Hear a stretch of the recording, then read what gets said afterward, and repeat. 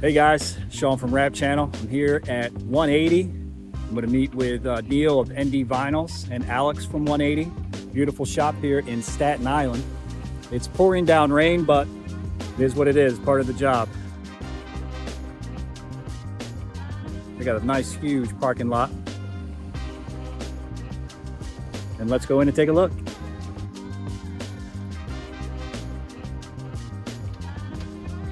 Hello, my name is Alex. I'm the owner of 180.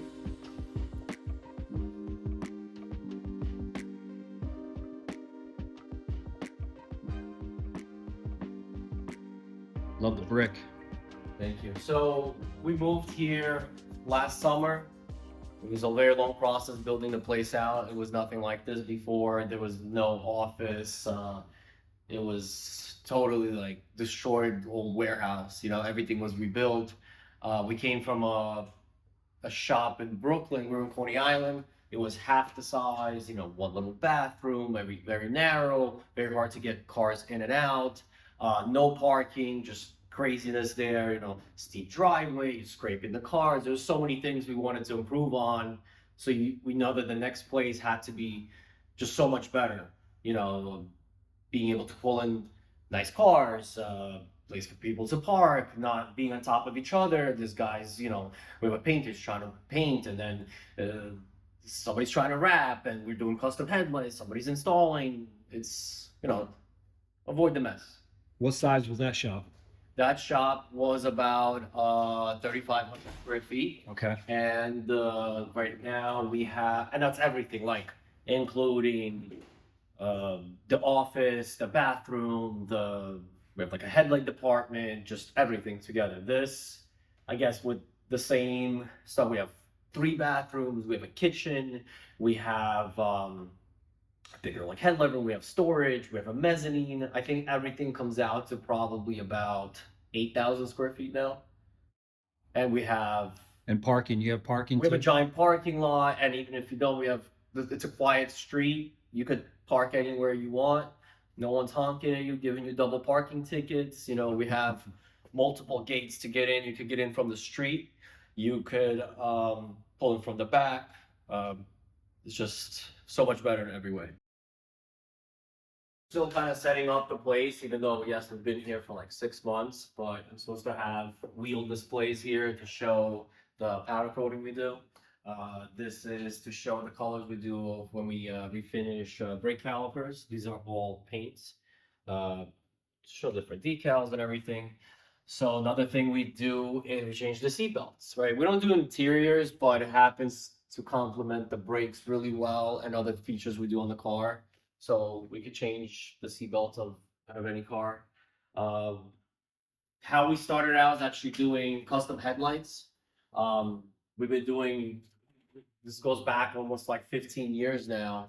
That's started out of, you know, home garage and an oven, and you bake open a light and paint it black. And now other people wanted it. Next thing you know, you're doing it on the weekends. Then it becomes a full-time job. Then you get into, I want to do my grill black. And then can you do my emblems? Can you do the wheels? And then you're offering more services. And then back then, by the way, there was no vinyl wraps. And then, but as a few years later went on, Niel actually, he wanted his headlights on. He came in as a customer. And I was like, wow, who wrapped your car? And he's like, I did. And I'm like, that's the best wrap I've ever seen, because back then, not only did almost nobody wrap, it was garbage. It was like, I remember going to New York Auto Show, like, you know, or 10 years ago, and looking, and I'm like, you know, this is vinyl wrap. Why would anybody want to do this? Because it was a horrible job. Once I seen a good job, I was like, okay, you know what? This might be the future. Like, you know, you're not gonna paint your car like most people have in New York City, especially they have leases. You're gonna lease your car for 2-3 years. You're not gonna paint your car. So I knew this was gonna expand, and we teamed up. And you know, he manages the vinyl department. I run the whole shop because, well, it's my business, and I mean, it works out. All right, let's go see Niel.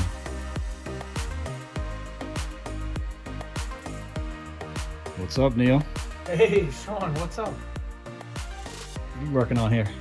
Just, you know, nothing, just probably cost of my house. Beautiful brand new 992 GT3 RS in this nice light blue. We're going in on it a little bit. We actually have a lot of things going on. We just did the calipers yesterday. Nice. Because it came with yellow calipers, which didn't match their stitching. It's on the inside.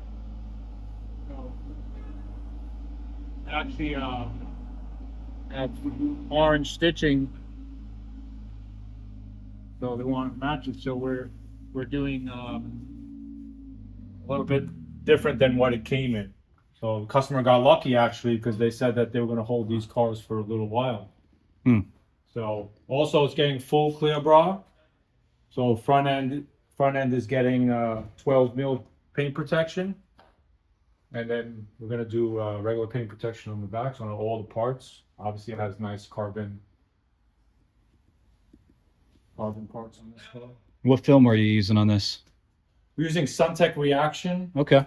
and Ultra Defense. So Defense is for the 12 mil and Wow. Reaction for the rest of the parts, which is their 12-year film that has hydrophobic properties. So we'll be covering almost every part that's carbon or gloss. That's pretty cool. We just finished up a front end on this Bentley Super Sport, which got repaired. So brought in.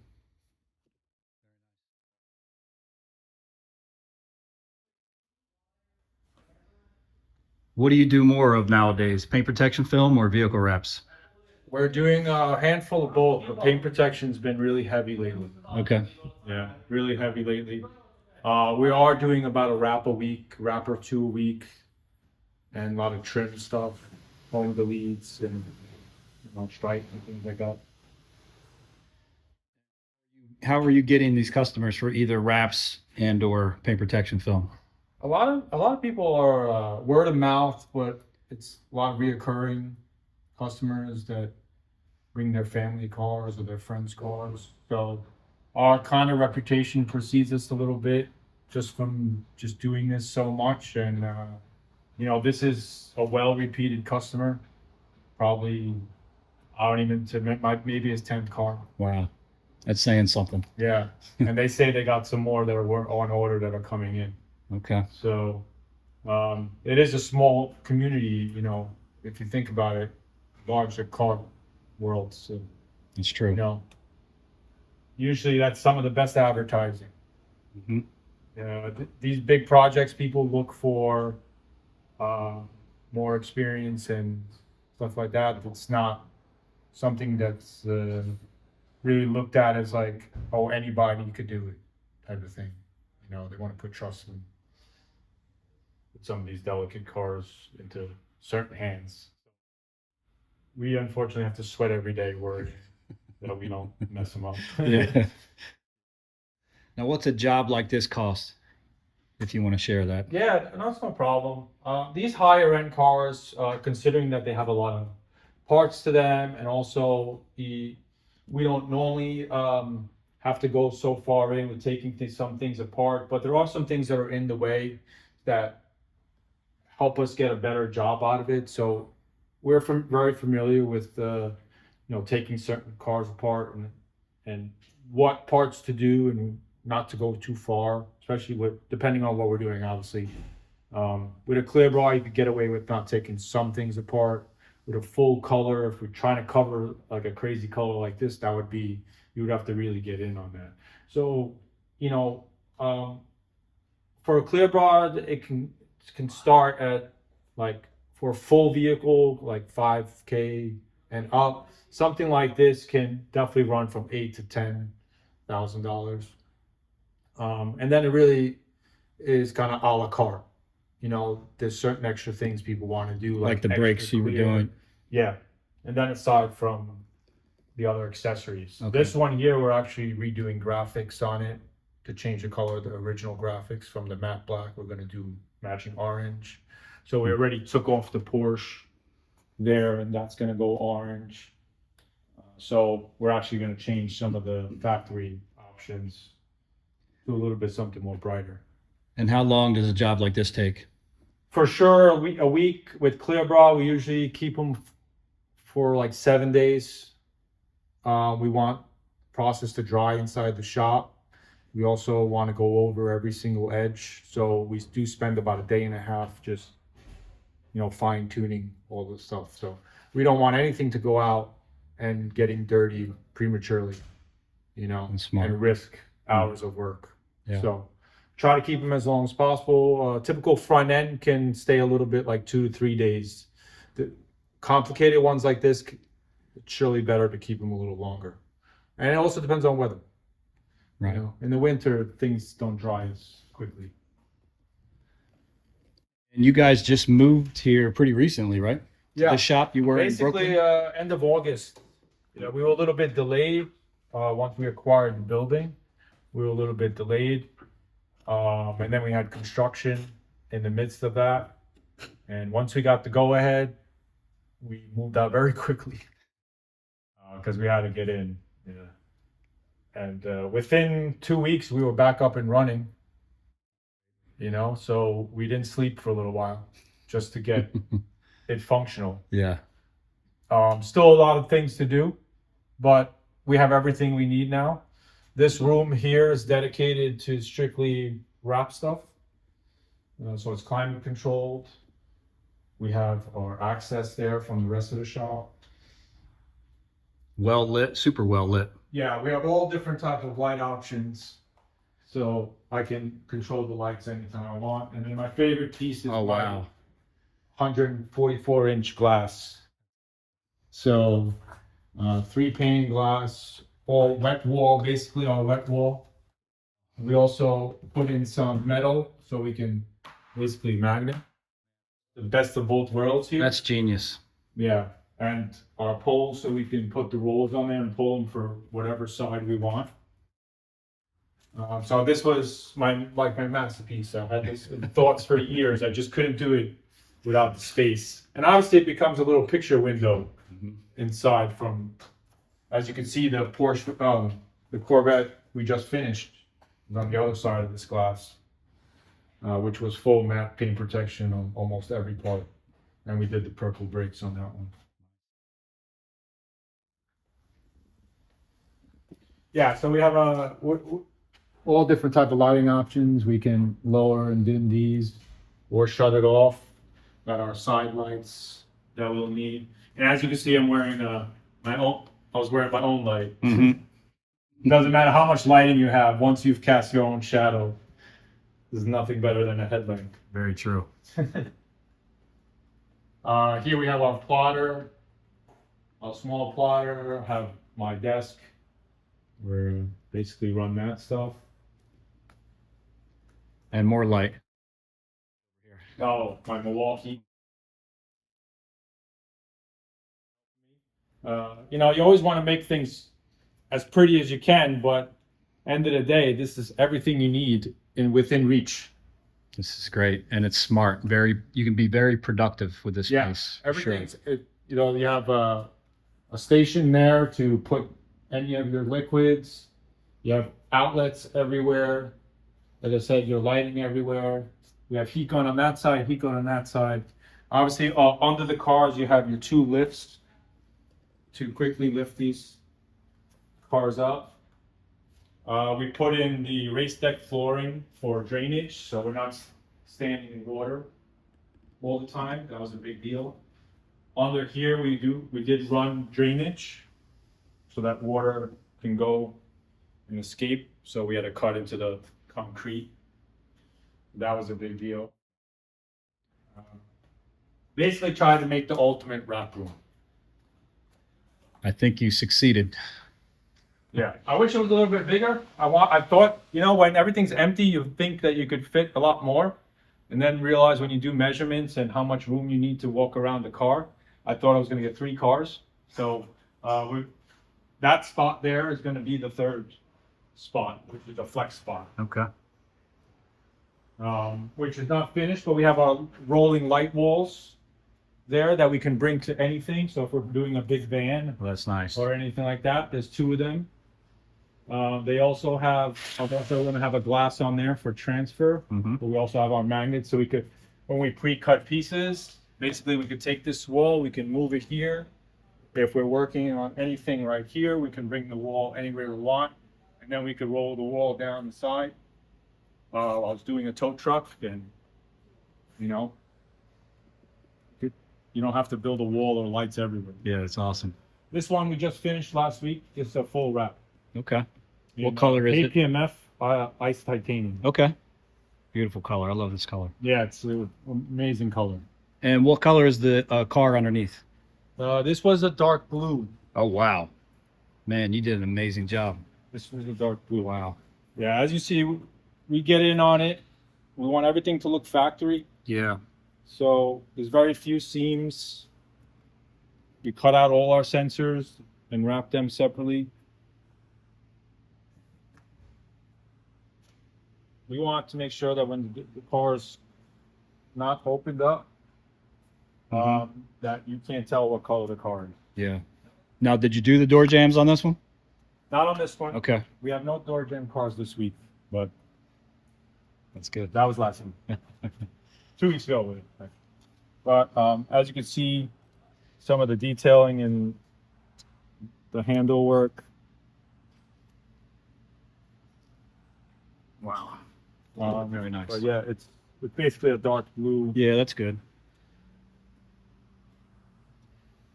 which is not bad if you have a dark colored car. Door right. jams really, you don't notice. These brakes were painted also. So why is it important for the people that don't know to have a black or dark colored car? Well, If you want to get it wrapped. Yeah, essentially, you know, whatever your car's color is, once you open the doors, there's a lot involved inside door jam areas. It gets very invasive to try to cover all that, and time-wise, costly. So if you have a red car and you want to cover that, so if you open your doors, you're going to see obviously red. Most shops are just doing the outside of the car. Door jams are usually just an option. A lot of your sport coupes or anything like that,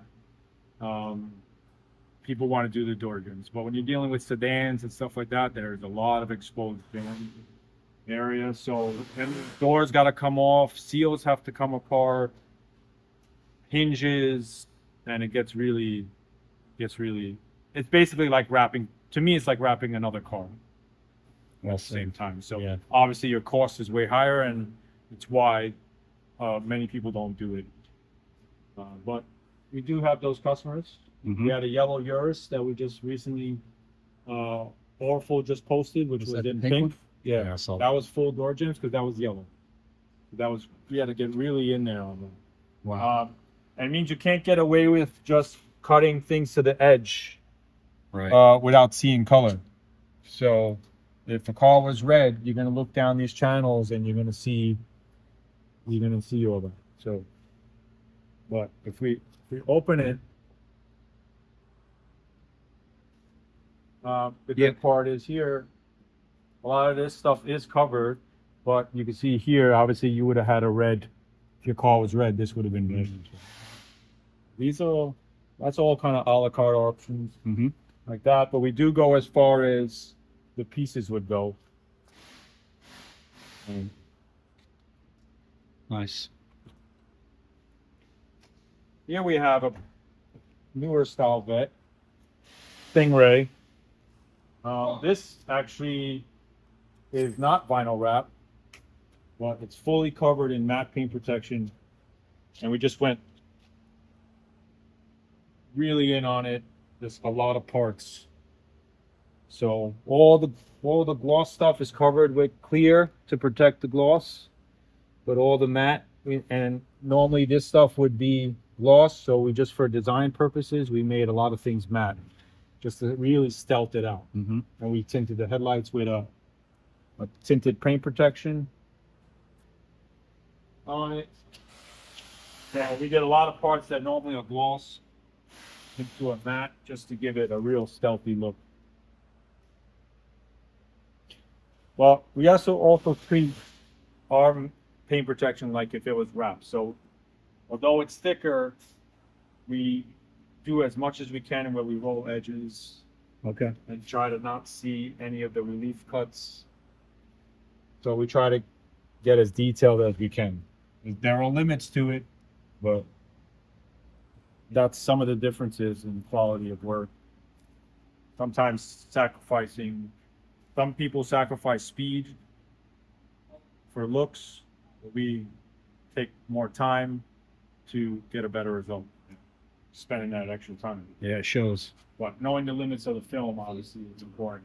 There are areas that we can't do because we know of friction areas where film won't hold up. But as you can see, we keep it tight. But also, we know that these areas get a lot of friction. So we know that those areas really are not great to wrap. Very smart. Yeah, bro. This here is something. This is a white matte paint protection over a white M3.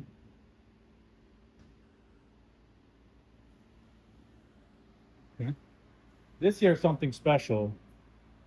And this is actually brand new paint protection, but in matte black. Okay. So it's not clear over a black Wow. car. This is actually a gray. It's actually a gray car, as you can see. Mm-hmm. So, but this is not vinyl wrap. It's actually paint protection. Who makes this film? 100% polyurethane. Wow. This is actually Sumtech's new 100% polyurethane film. So it's actually not released yet, Okay. but they're actually launching it very soon. They just introduced it this past month, but they didn't sell it out to the public yet. Gotcha. So we were one of the first shops to get some of this stuff. So its stretchability is not like vinyl. It's more like paint protection. So, Okay. but one of the unique factors of it is that it's a dry apply. Oh. So what's that like to install? Actually, it's not too bad, but it is a little bit tacky. They've really fine-tuned it. They took their time to make it user-friendly. So you can actually do it on your own. You know, some parts you may want a little bit of help. The air release was great. Good, but you could see that really smooth. Sure is. But it's going to be a lot tougher for the client. Obviously, its durability, its Mhm. matchability is going to be good. We also powder coated the wheels and did the brakes on this one. That looks great. But this was this. We actually, if you could tell, the flexibility was so well that we were actually able to do the handles with it. Wow. So that's pretty impressive to me. It is. To Yeah. do a full handle in their paint protection. Yeah. Without it. And it's lifting actually not much. It's not super thin. It's same protection as your normal paint as far as thickness goes. And what do they got going on over here? With this R8. This R8, we did a black paint protection roof. Is that Suntech film also? This is actually Hexus. Okay. How do you like their Body film? fence. Sorry. Body fence. Body fence. Got it. It's actually really beautiful. It's got a It looks super depth amazing. to it. It's really tough. I've used it on my own car. I've used it on my truck. Yeah, it's a really nice film. Wow, great finish. Once you do this, you wouldn't go back to any vinyl wrap. Yeah, gloss black. I bet. So we wrapped the mirrors. In the same film This is actually vinyl wrap just Okay. because of the curves and of the curves. Mhm. Yeah, and we could always Great. paint protection over that. right. And also, he's going to get some spacers and some other things going on. So the R8 is getting the steering wheel. Yeah, all right, it's getting a custom carbon steering wheel with red stitching, Alcantara. So you guys do a lot here. A lot of customization. Yeah, mostly all visual, but we also do a lot of wiring stuff, and we're very big on custom headlights. That's one of 180, our job specialties is custom headlights. So that's why you see a lot of the bumpers off the cars. Restoration and also modifying the headlight. Actually, you can see on this M3 how custom the headlights can go.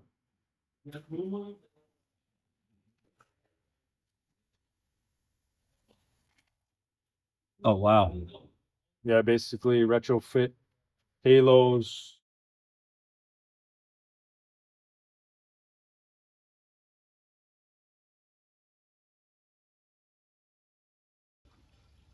What's this wrapped in? Well, this is wrapped in KPMF's actually matte teal. It's ultra matte teal. Okay. But I fully clear brought it Wow. to get a gloss finish. Interesting. Because there was no other color that was like this, but I did kind of an experiment. Looks like it worked. Yeah. It's been on for about 1.5 years already, Wow. but basically I wrapped the car first and then clear brought the whole car after Wow. to get that gloss teal. And it looks like paint. Oh yeah, and it acts like paint. Huh. So you wouldn't be able to do what I'm doing with a squeegee and not scratch a vinyl wrap. Right. That's for sure. So, and this also has a gloss black roof with the body fence. Okay. Then we have some genuine carbon and HRE wheels and matte painted brakes. Yeah, it's a good looking car. So Neil, how long you been doing this? I think I'm going on 10, 11 years. I'm not sure. Okay. And what did you do before you got into the vehicle wrap industry? I tripped and fell in. Yeah? Really, that's kind of how it happened. I was always into graphic design, so I went to design school right after high school. I didn't want to go to a normal college, so I went to like a technical college and just learned basic design skills, stuff like that. At first, I went for a year, like technical, just to learn. It was all around design, basically. And then I went back and got my degree a year later. Then quickly got hired into a couple of private companies just doing graphic design. So at first, the first job was actually a chocolate factory in Elizabeth, New Jersey. And I was doing like their online website content and doing catalogs and just straight computer work. Then after that, I went to another company. It was an Asian company that did car accessories, and they sold a lot of stuff to these small like AutoZones and Pep Boys and stuff like that. So I was doing a lot of package kind of design and cataloging and even some of their labeling and things like that for a lot of their stuff that they sold. So just that gave me a cool opportunity where 2 months into the job, the boss goes, "Come to SEMA with me." I go, "SEMA? What's SEMA?" You know? And even a guy that was honestly always into cars, I kind of knew about SEMA, but I really didn't know that it was such a trade show. I thought of who knows what it was. I didn't, I just knew of it from TV, like channels and stuff like that. So I was like, "Yeah, sure." I'm like, "Where is it?" He goes, "Las Vegas." I'm like, "Absolutely."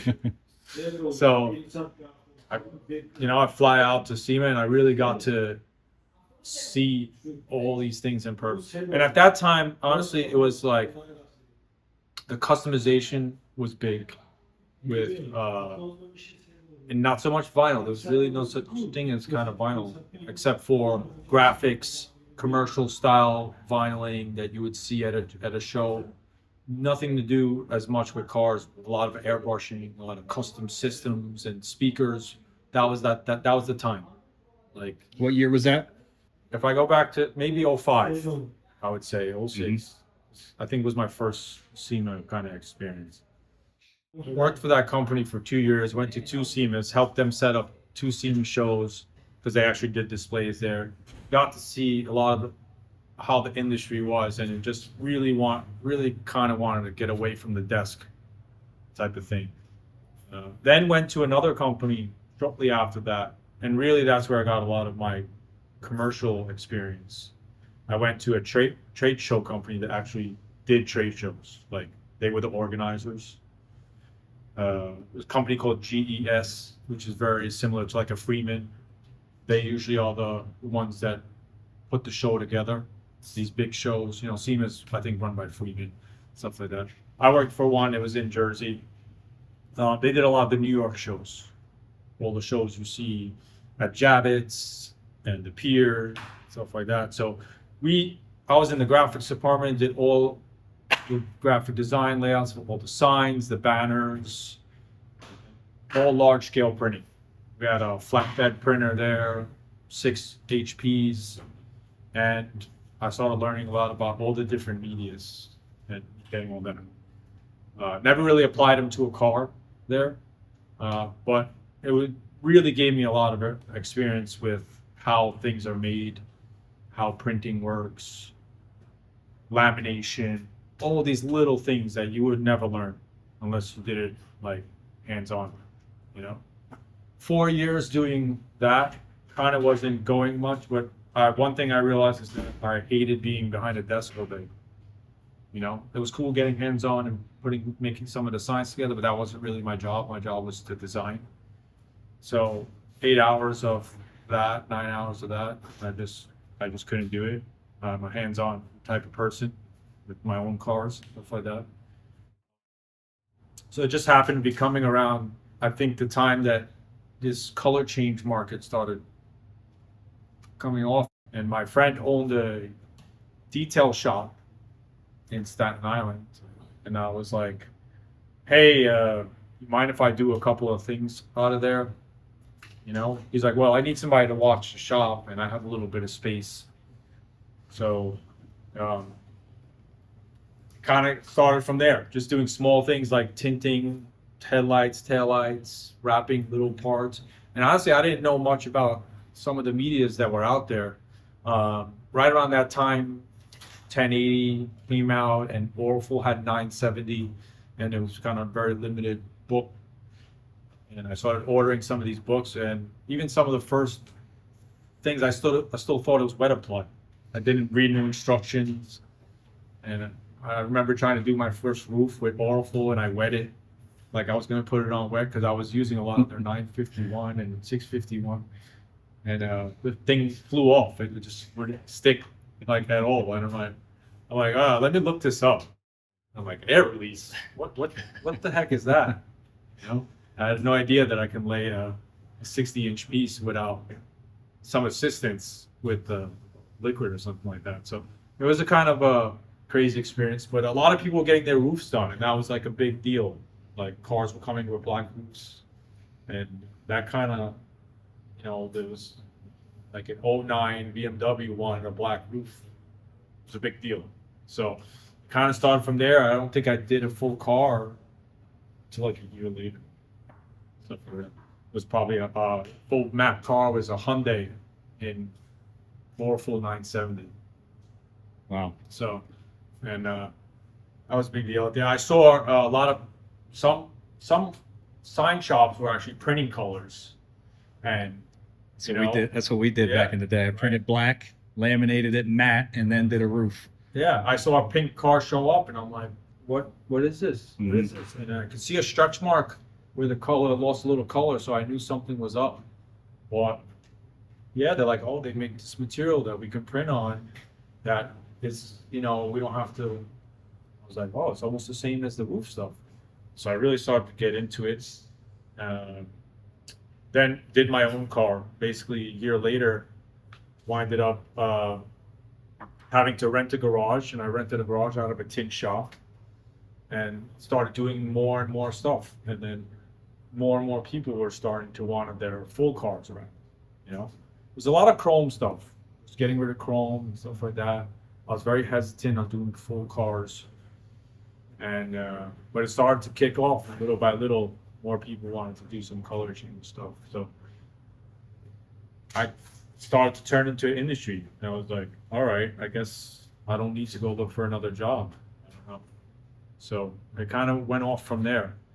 And honestly, it really kicked off when I started following a lot of these other shops, because social media really started to kick off with Instagram was kind of new around that time. I started posting my stuff, and first other rapper I ever met was Matt from Phenomenal. First guy, I was like, I would interact with him on Instagram, and he would interact back, and he had somewhat of a grand opening with a shop, and he was all the way in Long Island, and I was like, can I come? He said, sure. So went out to him. He was really kind of welcoming, and kind of became friends ever since then. But he was doing some really cool stuff. He had a market out there that I wasn't getting too much out here. Long Island has a really nice car market. And that's when you started in Brooklyn, right? It's Staten Island. I started in Staten Island. Okay. My friend's detail shop was in Staten Island, and then I rented a garage shortly after the detail shop. Okay. He had closed. He had sold the detail shop, so I had to move. So there was a tint shop, and I wound up renting half the bay out of there. So kind of how I ended up in Brooklyn was, once I wrapped my car, I heard of this company called 180, and I had Infinity, and I wanted my lights done, and I knew that they were doing all these cool lights. And one of my wrap customers came with these lights on their car, and I was like, where'd you get those done? And I saw the logo 180, which is obviously what we are in right now, which is the full shop's name. And I met my partner Alex kind of at that time, just to get my work done on my own car from him. So at that time they were just specializing in a couple accessory stuff, but mostly specializing in lights, doing light modifications. What happened was, he kind of noticed that my car was wrapped, and he had it done on his own car from some Brooklyn shop. He wasn't too happy with how it was done. He kind of saw my car was done pretty well. He's like, who did this? And I was like, oh, I do. He's like, really? I was like, yeah, I wrapped it. He goes, you did a pretty good job. He's like, I just had my car done, and I don't kind of like the way vinyl wraps look. I was like, yeah, well, you know, it takes a little bit of skill to do some stuff well. You know, I know the material is still up and coming, but the quality of work can be a little bit better if you just put some thought into it. So kind of went from there, and he's like, well, listen, he's like, I get a lot of customers that are asking me about this vinyl stuff. It's like, can you come to the shop and do a couple of jobs? Little by little, I was coming and I was doing a couple of chrome deletes. I wasn't super crazy busy at my place. Also, I was flexible at a time, young, and kind of had time. And, you know, you don't sleep. So you just come at night and do stuff. Yep. So I came and I would do some chrome deletes and some stuff. And then they started getting more requests to do full wraps. And for about a year, I was going back and forth, you know? And then eventually we were like, listen, I can't keep doing this back and forth. Like, what can we do? You know, let's come up with something. I said, I don't know, let's partner up. You got space? It's like, yeah, the way it's going, he's like, we're gonna have to do that, you know? So I was like, I think that's the right move. So after a year, I got out of my garage area and moved into theirs. And shortly after that, we did 2 years or so in the 15. It was like a 1,800 square foot kind of garage. And then we moved to Coney Island. That's where everybody kind of knows where we were for a while, because we were there for 6 years. Mm-hmm. So 6 years working in Coney Island. It was like a 3,800 square foot shop. We did a lot of work out there. Finally had a little bit of space for myself, but still we were very tight, and we always were looking. But real estate's not easy in the 5 boroughs. Not to mention it's expensive. So, well, finally we found something. We didn't want to go too far out from our clientele. So here we are. We're back in Staten Island where it started for me. Weird how things come around, you know, but we found this location. So it was an old building, but some of the best setups is a square, and you need wide space. We actually had to build this whole room here, which is the mezzanine, which is one of the big deals. It took a while to get the permits to build all this, but this was a big deal for us. Big step, a lot of investment, a lot of time, a lot of sweat.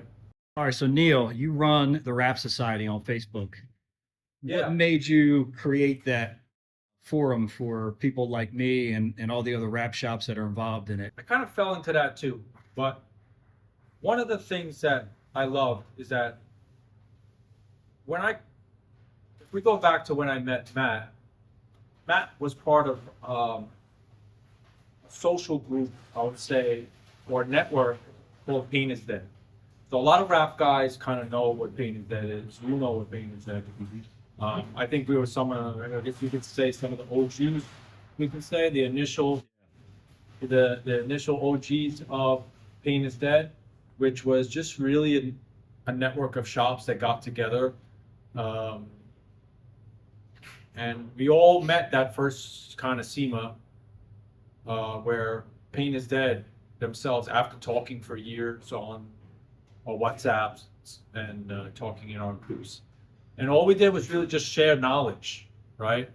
And I love that. You know, we all shared knowledge. We had Kevin from New Orleans. We had people from Florida, Tate. What we really got to do was feed off each other on like what's new, what's happening. You know, Tate was laying chrome like crazy, and nobody even saw chrome up here down in Florida. So it was really kind of awesome to be in that kind of group, because we're always stuck in our little holes here in our own little world, and we really got to kind of see what's happening and stay ahead of the trends with just by being friends with all these other shops. So it was really, really awesome. So we got to the first Pain is Dead house, which was the first SEMA, and what came to me is that once we got to SEMA, we started meeting so many other people, right? Now, everybody's giving out cards and phone numbers and things like that. And obviously, people are friend requesting you on Facebook and stuff like that. And I realized that, at that time, groups started happening on Facebook. And I'm like, okay, well, how am I going to stay in touch with all these people? And I'm not going to put them in text messages. Like, it wasn't that easy to kind of do that, like as it is now, to group everybody together. So I started, once I started getting the first year or so, I was like, well, how do we all stay connected? Because it's euphoria when everybody's together. It's like hundreds of people that you meet, and all throughout the industry at these shows, and you meet some really cool people, and you want to stay in touch with them. You want to see what they're doing. So I said, all right, well, it's like a society. So I was like, let me start a group on Facebook called the Wrap Society. So we got everybody together. So one of the special things of the Wrap Society was it wasn't just rappers. It was the reps. It was the owners. It was the installers, the manufacturers. Everybody I met at SEMA, I tried to stick in this group. So one of the things I tried to do was just get everybody's Facebook profiles to get this started. And basically I threw everybody in there. One of the first mistakes I made with the group is my initial goal of the group was to connect rappers with clients. So at first I started putting everybody I know kind of in one group, realizing that was a big mistake. Then there was a lot of arguments between customers and rap shops, and it was like a little bit of a hot mess in the beginning.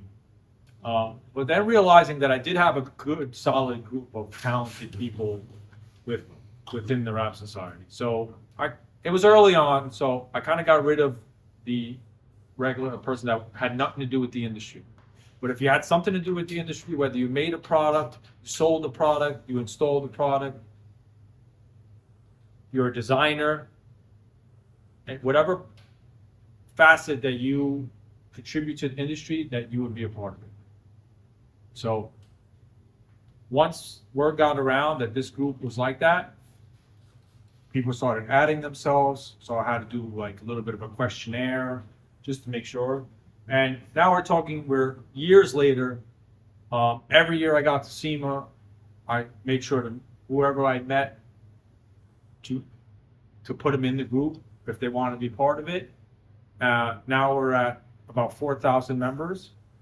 I also did not exclude overseas shops, so I always met like really great people from Europe, Asia, Australia. I got New Zealand.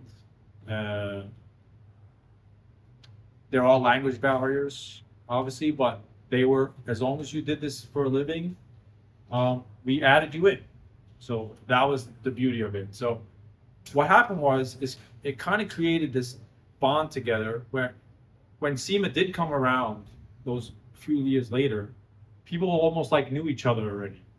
Hey, I spoke to you on there. It's like they initially met you on there, they saw your work, they asked you questions. So a lot of that happened. And that's really what inspired the Rap Society. And I kind of just kept it the way it is. One of the beauties of the Rap Society, I think, is our set of guidelines and rules that kind of put together to avoid conflict between people.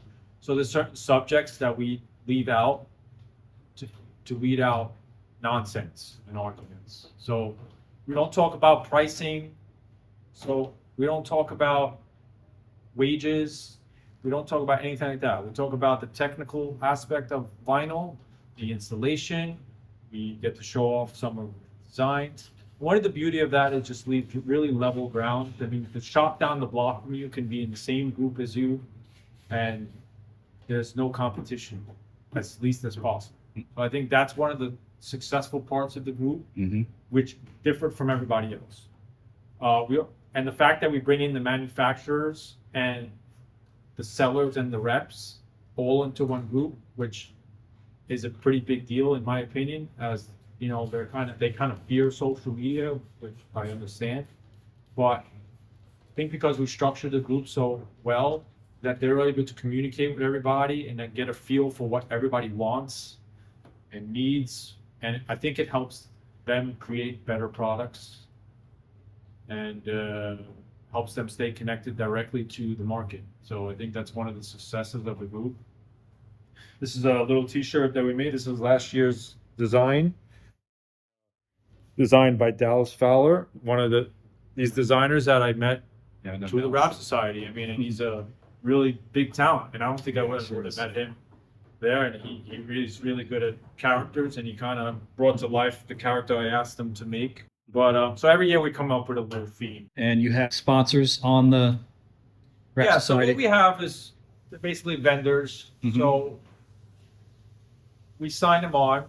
Every year we'll bring somebody in that are different facets of the industry. So we have the manufacturers, we have the tool designers, like Yellow Tools, PID Pro Series. We have obviously all the major companies, Avery, Oracle, some of the Europe companies like Platinum Wrapping Film. We have KPMF USA, we have Hexis, APA, which is Unique Film. We have all the major guys there. We have Nosatech that we just brought in this year.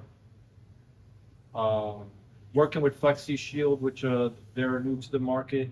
They're going to be coming in. So they're really all in one spot. So I think that's one of the great parts of it.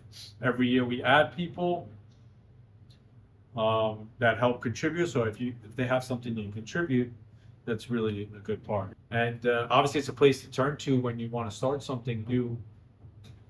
And you have somebody that is at some point, if you ask a question, somebody answers. I think that's one of the greatest parts of it. That's for sure. How long do you spend working on the Rap Society, like behind the scenes? Every night or so. I do have a couple of admins that just watch over the group. They stay kind of in the background. So we get rid of any kind of spam or anything like that, because even though it's a closed private group, there's still things that sneak in and there's bugs that happen. So every night we'll go through the group. Somebody will send me something behind the scenes. If there's some type of dispute or questions, we forward them to some of the right people that they may get the answer from. So one of the important things is just to keep on it and check it. On the weekends, we'll go through a cleanup or anything like that. Once or twice a month, we'll check for new members and see if they answered all the questions properly. It's kind of a little bit of a filtering process. Behind the scenes, we're obviously talking to vendors that want to be part of it. We also want to make sure sometimes that people don't conflict with each other. So there are some sectors that we don't keep too many vendors of because it's redundant type of stuff, and we don't want them competing or stepping on each other's toes. For example, like back in the day, there was like Fellers and Metro were two big suppliers that couldn't have them both advertising on the site. So Metro I was very close with, and they were a growing company, so I felt like they needed a spotlight. So hello, Chris. I think he's one of the best suppliers around. Yeah. So speaking of Metro, you mentioned earlier that you have a training coming up. I do. I do Elite Wrappers training, which is a training program that was brought by Metro Restyling. I think they were getting a lot of inquiries on like, how do I learn about vinyl and stuff like that from all their customers. So they started a program called Elite Wrappers, and they have installers like me, where we use our shops to teach newcomers. So I do have one this weekend coming up, our first class of the year. I don't do too many because we have a really busy shop, but I try to do at least 2 to 3 a year. And it's kind of really nice where you get to meet some of the new arrivals in the industry. Some people are doing it just for fun, and some are part of shops that do other things, and some are just installers that want to learn the tricks. I think it's a great part of the industry. I don't see it as a negative. I think we barely touched the market. You know, as long as we've been doing it, there's so many people that still don't know what this stuff is. I think we've touched a very small part of the market of car enthusiasts. So I think the more that it's out there, you know, the more successful the whole industry will be. That's the way I look at it. So speaking of that, what do you think is next for the wrap industry as a whole? Well, I think it's happening already. I think this something that I've mentioned earlier, but the colored paint protection, I think the quality of film is getting much better. I think they're focusing on the durability of film so that we can touch the market that doesn't want just short term. And I think that's one of the hard sells, is that the vinyl, which is PVC based, is not as durable as a polyurethane based film. So I think this whole switchover is challenging for an installer, but also great for the market. When I could tell you that your wrap is going to last you 5 years with no issues, you know, and be durable and not all scratched up and not fade from the sun so quickly, I think we've expanded the market by a lot. I don't know what the percentage would be. Time will tell. Yeah, but it is something that you can offer, and just by seeing how big the paint protection industry is getting, when you could tell a supercar that they can have a beautiful looking car and look like paint and act like paint and get the protection, I think it's an awesome sell. I see it going in an awesome, really beautiful direction. I think just by some of the clip you may be posting is that black roof became an awesome upsell where you can resell it to somebody that understands what a black roof looks like in 2 years. And now you could tell them, well, if we have new stuff, it's not going to look like that no more. It can last you throughout your lease, or at least throughout their time that it's all going to look beautiful for 3, 4, 5 years. I didn't see any orange peel. No, Like traditional it actually vinyl, sometimes right? looks better than paint, smoother and actually deeper. The black is like you could swim in it; it swallows up light. It's like pretty crazy. So I think that's where the market's going right now. I think the print market is going in a really awesome direction too, with all the different medias you could print on it. I've seen some of these designers really doing some crazy designs, and we're mixing medias.